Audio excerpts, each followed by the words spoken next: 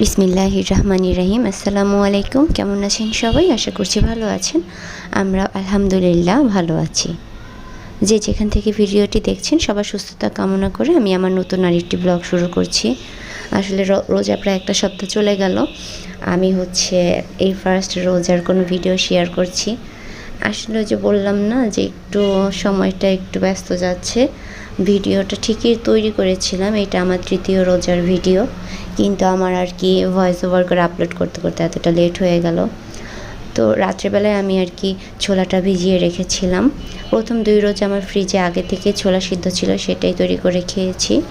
আর তৃতীয় রোজা আবার আমাকে সব কিছুই তৈরি করতে হয়েছিল। ডালটাও সকালে বাচ্চাকে স্কুলে দেওয়ার আগে ভিজিয়ে রেখেছিলাম, এসে বেটে নিয়েছি।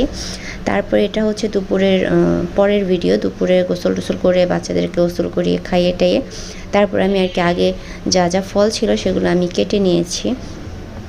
তারপর ভাজা পোড়ার আইটেম তৈরি করতে চলে এসেছি, কারণ ভাজার আইটেমটা একটু আগে তৈরি করলে না ঠান্ডা হয়ে যায়, তাছাড়া মুচমুচা ভাবটাও থাকে না। তো যা যা ফল ছিল আল্লাহ আমাদের রিজিকে যা যা রেখেছিলেন আমি তা কেটে নিয়েছিলাম। আর এখানে আলুর চপ, পেঁয়াজু আর অল্প সামান্য বেগুনি করেছি। বেগুনিটা করতাম না, আমার ছোটো ছেলেটা একটু আলুর চপ আর বেগুনিটা পছন্দ করে। আমার ছোটো ছেলের আবদার বেগুনিটা আমার পরবর্তীতে আবার করা লাগে। তো এই তো আমি আলুর চপে যা যা মশলা দেওয়া লাগে একটু চাট মশলা দিয়েছি, তারপরে ধনিয়া, জিরা, পেঁয়াজটাকে একটু বেরেস্তার মতো করে নিয়েছি, কাঁচামরিচ, লবণ, এই যা যা লাগে। অনেক সময় ম্যাগি মশলাটাও ইউজ করে থাকি। তো সব কিছু দিয়ে মেখে ধনিয়া পাতা টাতা দিয়ে মেখে তারপরে বেসনটাকে আমি একটু কালি জিরা, তারপর জিরা, লবণ, হলুদের গুঁড়ো, মরিচের গুঁড়ো, সামান্য একটু বেকিং সোডা দিয়েছিলাম। আসলে খুব তাড়াহুড়া করে কাজ করছি আর ভিডিও করছি। যেই দিন এসব তৈরি করা লাগে সেদিন কিন্তু প্রচণ্ড কষ্ট। আর আমার যেদিন তৈরি করা লাগে বলতে আমি প্রায় প্রত্যেকটা দিনই করতেছি। যে আমি যে ভয়েস করছি 8 রোজার সকালবেলা এটা ভয়েস ওভার করতেছি। আমি কিন্তু মাঝখানে জাস্ট 2 দিন তৈরি করিনি। একদিন ওর বাবা 2 দিন আসেনি, সেই 2 দিনই তৈরি করিনি। আর একদিন তৈরি করা ছিল, আমার কোনো রকম হয়েছে বাচ্চাদের ঘর তো এগুলো থাকলে ওরা একটু পছন্দ করে। অনেক সময় দুপুরে রোজা রমজানের দিন ওদেরকে খাওয়ানো হয় না ভাতটা ঠিক করে, তো এগুলো থাকলে বিকাল থেকে সন্ধ্যা পর্যন্ত খেয়ে তারপরে থাকে। বাচ্চাদেরকে খাওয়ানোটা অনেকটা বিরক্তকর এই রোজার দিন। আর রোজার দিন আসলে কি বলবো, সবাই বলে যে রোজা নাকি ইবাদতের মাস।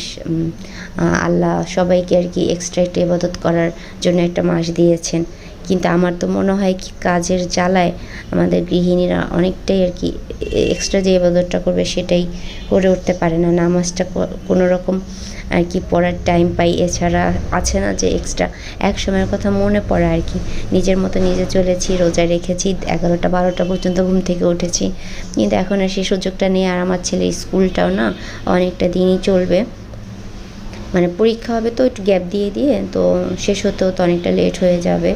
তো সকালবেলা উঠে ওকে স্কুলে নিতে হচ্ছে, বাসায় পরীক্ষা যেহেতু পড়ানো লাগতেছে। তো সব কিছু মিলিয়ে ব্যস্ত হয়ে গিয়েছি, বকবক করতে করতে অনেকটাই কাজ করে নিয়েছি। তো ইফতারি তৈরি করে একটু হটপটে রেখে দিয়েছিলাম, যেহেতু একটু জানি গরম থাকে তার জন্য আর এদিকে ইফতার সেরে নিয়েছি আলহামদুলিল্লাহ। ইফতার করার পর ওর বাবা যে হালিম এনেছিল, হালিমটাকে একটু তৈরি করে দিয়েছি, আর ওর বাবাকে একটু চা বানিয়ে দিয়েছিলাম। সে খেয়ে দিয়ে চলে গিয়েছে। এখন চলে এসেছে রান্নার কাজে। যেদিন ইফতারি আইটেমগুলো কম তৈরি করা লাগে সেদিন রান্নাটা চেষ্টা করি বিকালে প্রায় শেষ করে ফেলার। আর যেদিন ইফতারি আইটেম তৈরি করা প্রয়োজন হয় সেদিন আমার সময় হয়ে ওঠে না। তো ইফতারির পরেই সময় একটু রেস্ট নিয়েছিলাম, তারপর একটু রান্না করতে চলে এসেছি। এখানে ডাল ভুনা করে নিচ্ছি, আর টমেটো ভর্তা করব। রোজার দিন আসলে তেমন কিছু খেতেই মন চাচ্ছে না, একটু টক আইটেমের খাবারগুলোই ভালো লাগতেছে, বা একটু ভুনা ভুনা টাইপের। কিন্তু এগুলো খাওয়ার পর আর বাজার আইটেম খাওয়ার পরে না পেটের অবস্থা খুব খারাপ। কি বলবো, রোজা আসলে এই সমস্যাটা আমার দেখা দেয়। সারাদিন খাওয়া হয় না, ইফতারির পরে না একটু কিছু খেলেই না আর কিচ্ছু খেতে মন চায় না। তারপরও কী করব, খাবার তো খেতে হয়, নয় তবে আবার নষ্টও হয়। তরকারি যে অল্প অল্প রান্না করি তাও থেকে যায়। দুপুরে বাচ্চারা বেশি পরিমাণে খেতে চায় না, অল্প একটু খেলেই ওদের হয়ে যায়, আর নষ্ট করে, একটু বেশি নিলেই নষ্ট করে। আমি তো আর খেতে পারি না, ফেলতে হয়, এই জন্য অল্প অল্পই নিই যাতে কমপ্লিট করতে পারে আর কি। তো এই তোমার ডাল ভুনাটা হয়ে গিয়েছে, জিরার গুঁড়া ধনিয়া পাতা দিয়ে উঠিয়ে নিব। তরকারি তো ঝোল দিয়ে দিচ্ছি, সকালে ভয়েস ওভার করছি তো আপনারা একটু অন্যরকম শুনতে পাবেন গলাটা, নয়তো বা আমার সারাদিন তেমন একটা সুযোগ হয় না। সুযোগ হলেও মোবাইলের চার্জ থাকে না, চার্জ থাকলেও বাচ্চার হাতে থাকে। আসলে বাচ্চাকে মোবাইল দিচ্ছি না, কিন্তু ও কী করে, খেলা করলেও মোবাইলটা সাথে নিয়ে রাখবে, এই আর কি। দেখে আবার খেলা করলেও সেটা নিয়ে নিয়ে আর কি ঘুরবে। তো যে আমার এই ভিডিওটি দেখেছেন এই পর্যন্ত, আশা করি সবার কাছে ভালো লেগেছে। আর যদি ভালো লাগে প্লিজ একটি লাইক দিবেন আর একটি কমেন্ট করে যাবেন। আর আমাদের চ্যানেলে নতুন হয়ে থাকলে চ্যানেলটি সাবস্ক্রাইব করে আমাদের পাশে থেকে যেতে পারেন। আল্লাহ হাফেজ।